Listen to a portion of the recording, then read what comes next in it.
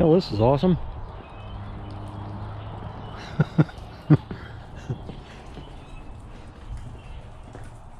Well, I wanted to do some body work on the four-door today. I don't guess that's going to happen though. Okay, back inside. All right, guys. Today is Tuesday, March 15th, 2022. It's supposed to be 70 degrees today. Tomorrow's going to be 77 degrees.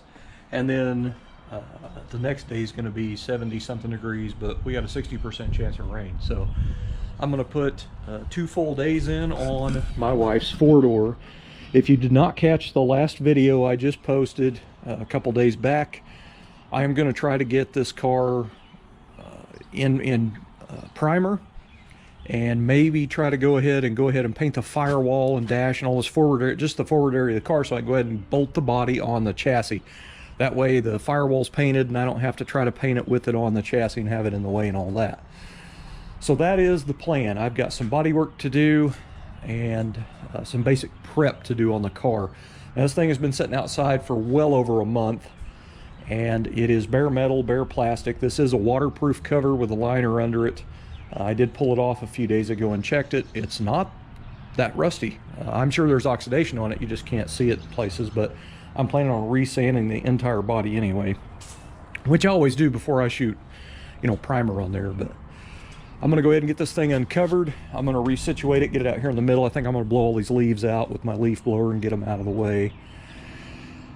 I did try to clean up a little bit. I had a pretty giant junked up mess over there, but that is the plan. That's what I'm gonna do.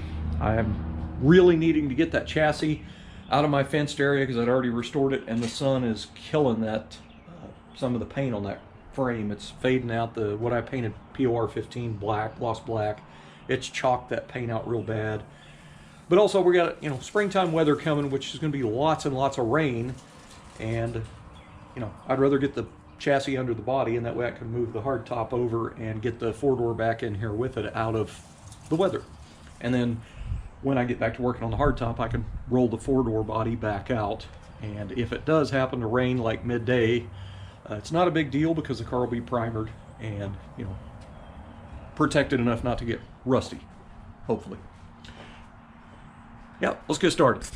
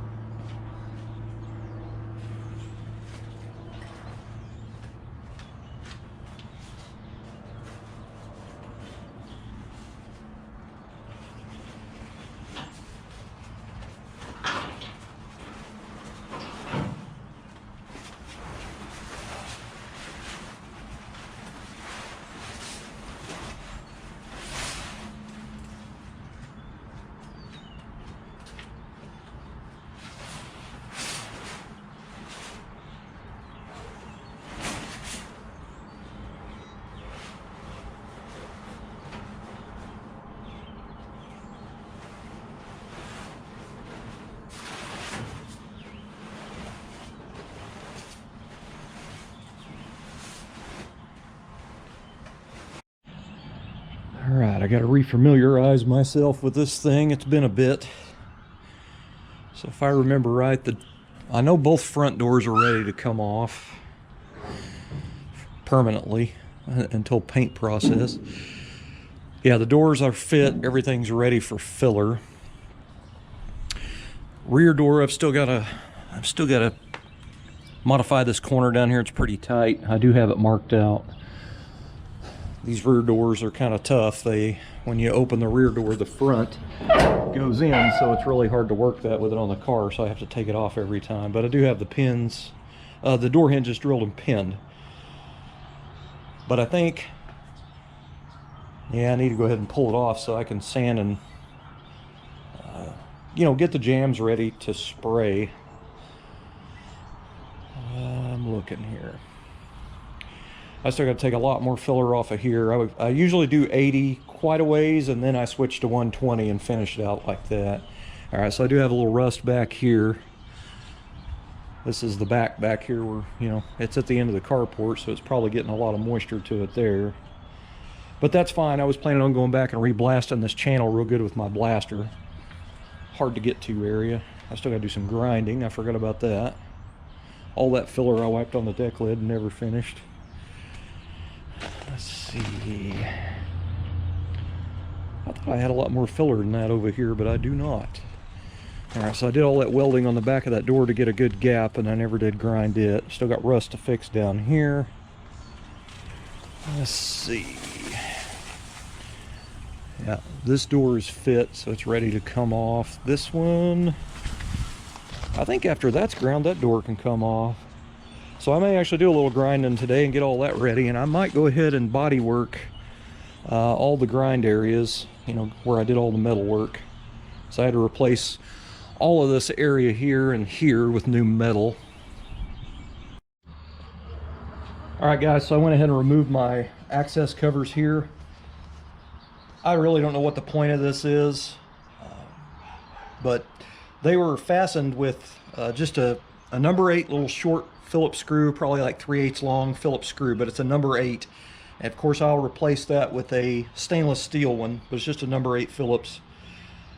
But anyway, these are kind of have a funky contour to them, so when you remove them, they are the same panel, at least this one is anyway. It says H50 on it, both of them do. Now, when you remove one from one side, one from the other, and then later on after paint, you go to put it on, you'll notice it doesn't quite fit right. This one is from the right, and I've got the stuff cleaned off the back of it a little bit.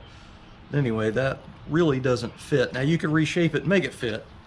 They are the same and they will fit. You can tweak it to make it fit, but if you remove the ones from your car and reusing the ones from your car, what I did to this one, because I do plan on blasting these and painting these, so I didn't want to put a mark on here that would get blasted off, so I used a die grinder and pretty much just scribed left in there. I could have put just a big L, and I don't even really need to do the other side because I know out of the two this one says left.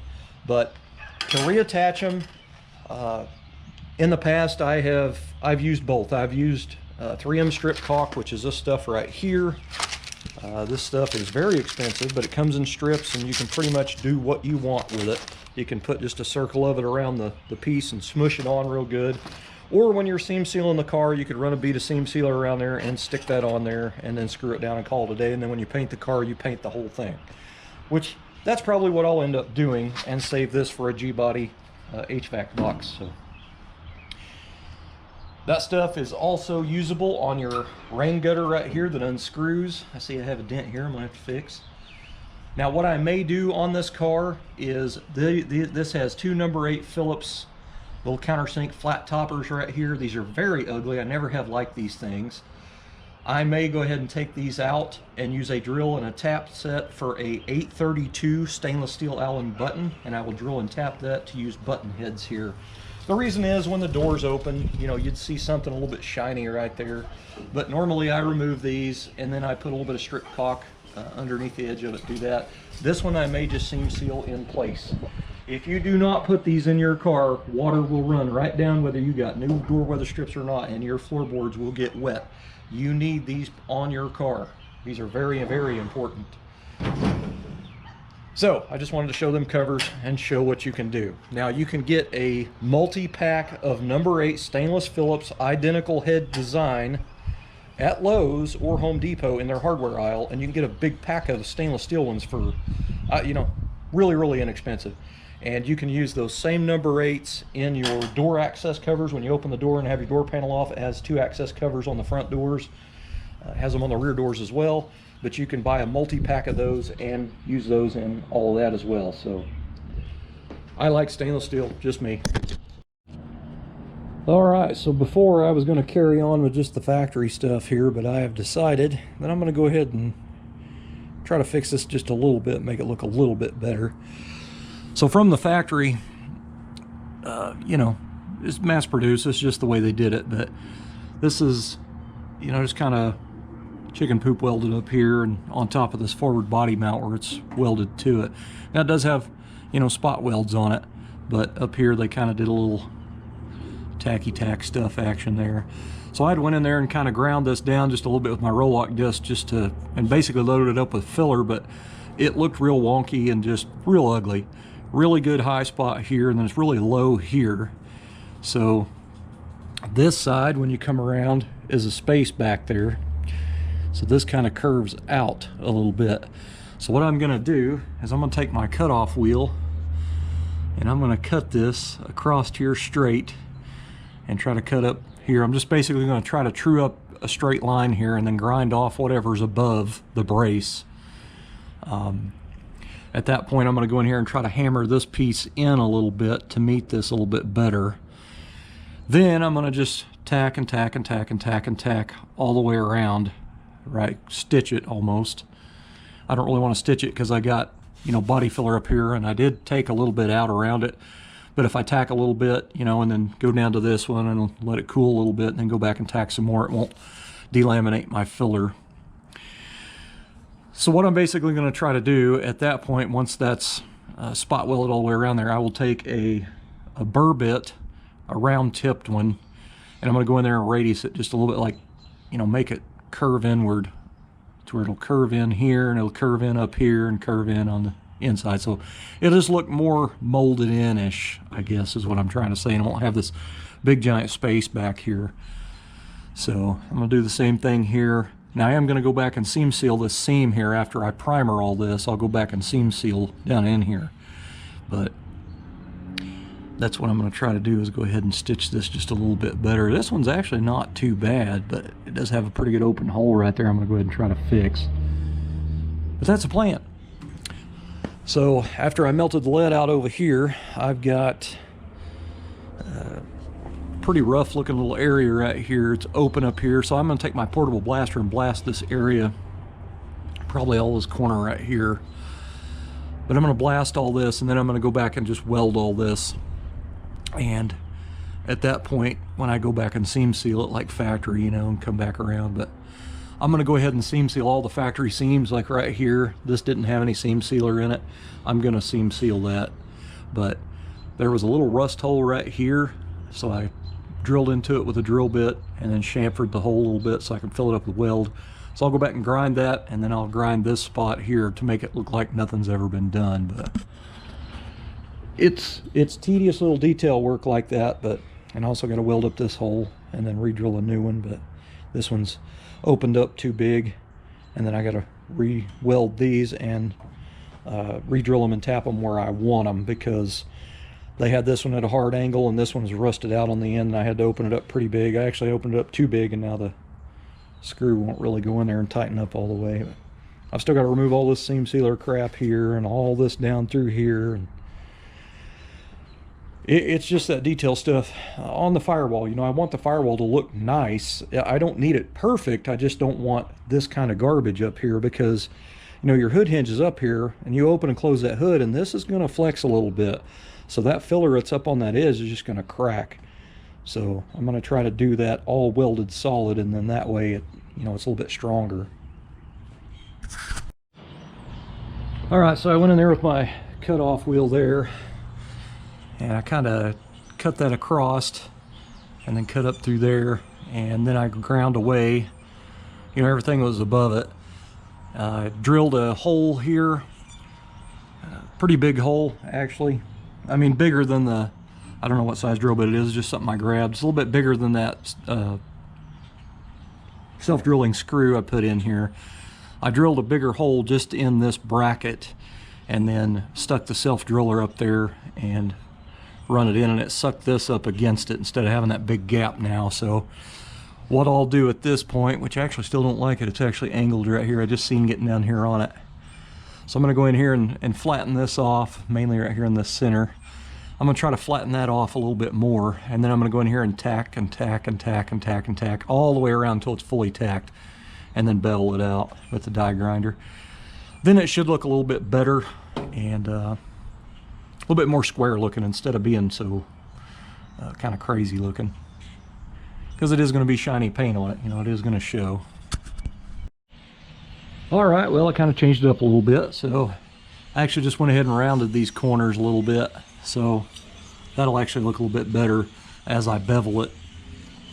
Yeah, I think it'll look better, because this one was already kind of rounded, so I just matched that one. So this was uneven. This is actually, the metal's pinched together. You can see the seam right here. So I went ahead and flattened, this side was higher than this side, so I went ahead and flattened it down. So when I go in and tack and tack and tack all this, I'm going to tack all this up too, and then go back and smooth it off. And I'll slightly round that, just barely. Instead of making it sharp edged, I'll just barely hit it. But, you know, the battery box is pretty much a square unit that bolts up here, so I don't want to super round that. But this will end up looking pretty good, I hope.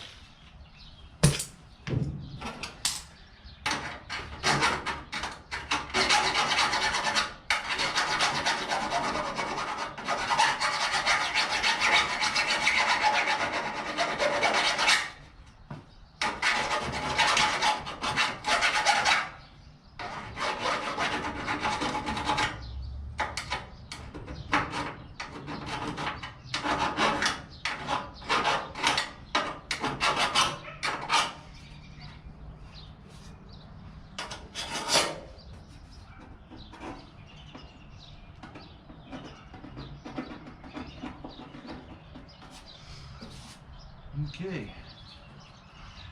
A little bit more spotting in. It's not looking too bad. A little bit more welding. And then hit it again, and it should look pretty nice, I hope. Let's see, I'm at 852 just in that little segment. Alright, so here it is. It's as good as it's going to get with me, Em. It don't have to be absolute perfection, but that should be quite a bit stronger, keep the filler from cracking. But it has a, you know, nice little radius little edge to the brace now, so should be pretty stout. I'm pretty happy with that. So now I'll have to go back in here and spot this with filler. This one turned out pretty nice too. It has a slightly rounded edge here. I'm happy with that. Now I've got one side to go. Dang it. Alright, I got the little rain gutter stuck up here. Mark my new holes.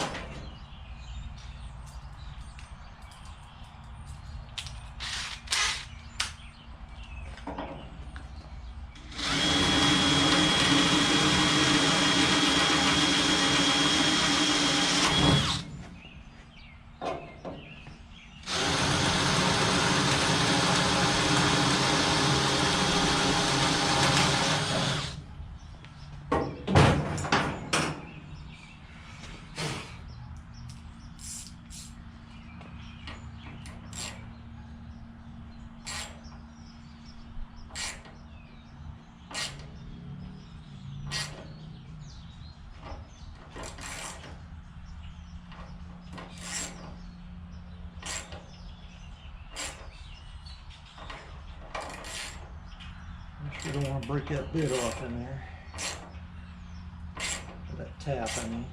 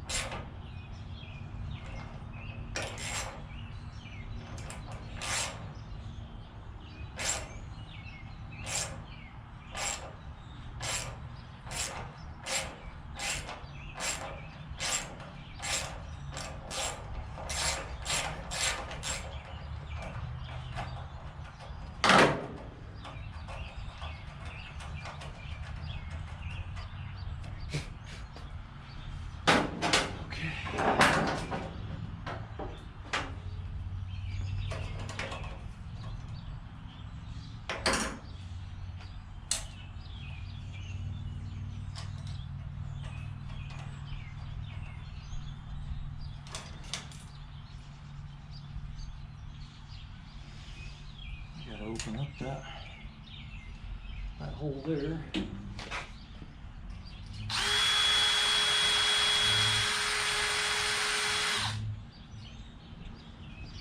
Probably gonna change the drill bit or get a step bit. Yep, I better get a step bit. Dang it.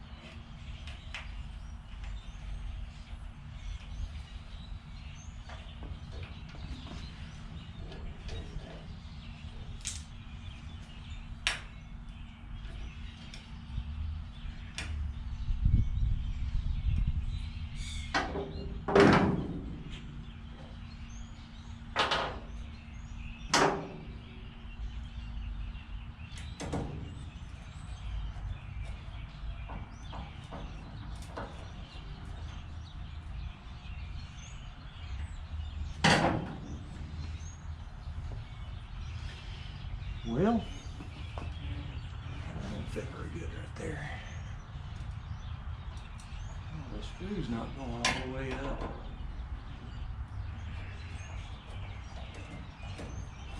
Screw bottomed out. That's something.